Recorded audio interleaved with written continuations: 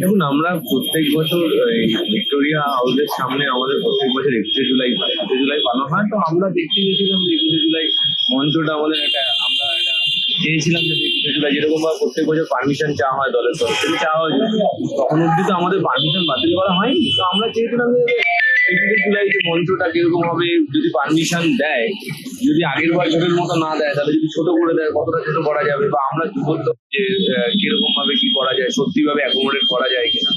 তো আমরা গেছিলাম, সেখানে ডেকোরেটার্স ছিল, আমাদের সিনিয়র নেতৃত্বরা ছিল, আমরা দেখেছি যে ডেকোরেটার্স কে নিয়ে মঞ্চটা এত বছর ধরে কোন সাইজের হয়, ছোট যদি পুলিশ কিছু করতে বলে তাহলে কতটা হতে পারে, সেগুলোই আমরা দেখছিলাম।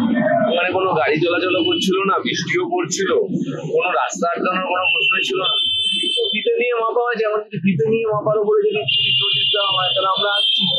আমরা তো আইন মেনেই চলি, যেরকম দেখেছি গতকাল আমাদের নোটিশ দেওয়া হয়েছে, আজকে আমার ডেট ছিল 12টার সময়, আমার বলা হয়েছে 12টার সময় 10 মিনিট আগেই চলে এসছে।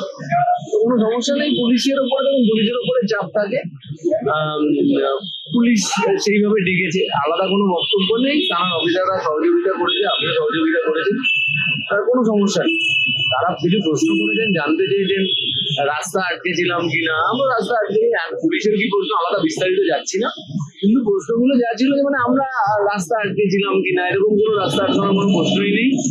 এবং আমরা এটাও বলেছি, দেখুন আপনারা তো জানেন যে 21শে জুলাই আজকের যে আমাদের রাজ্যের মুখ্যমন্ত্রী মাননীয় শুভেন্দু অধিকারী মহাশয়, তিনিও তো 21শে জুলাই বক্তব্য রেখেছেন। আমাদের বক্তব্য হলো যে যোগ ব্যায়াম করার জন্য যদি রেড রোড আটকে 7 দিন ধরে যোগ ব্যায়াম হতে পারে, তাহলে 21শে জুলাই একদিন এক বেলার জন্য, তাহলে আমাদের একটা দিক আজকেও যদি দিত তাহলে সেটা ভালো হতো। ওনারা দেননি, যেটা প্রশাসন মনে করেছেন দেন। এর আগেও ওয়াই চ্যানেলে আমাদের রাসবিহারী, আমরা তো রানী রাসমণি রোডে আমরা চেয়েছিলাম আমাদের হকার উচ্ছেদের জন্য প্রতিবাদ করতে, যেটা ওয়াই চ্যানেলে।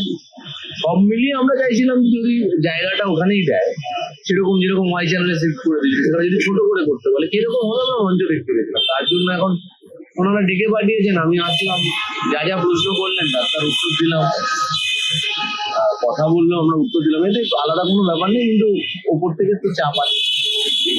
ক্ষমতায় ছিল তখন বিজেপিদের অভিযোগ এবং মেটানিটিতে আমাদের বিভিন্ন কারণে হাই করে ছুটে যেতে হতো, বিভিন্ন পারমিশনের জন্য, বিভিন্ন আইন লাগু করার জন্য, বা বিভিন্ন কারণে। তো এখন কি বলবো, আমাদের তো সরকার না, নতুন সরকার গঠন হয়েছে।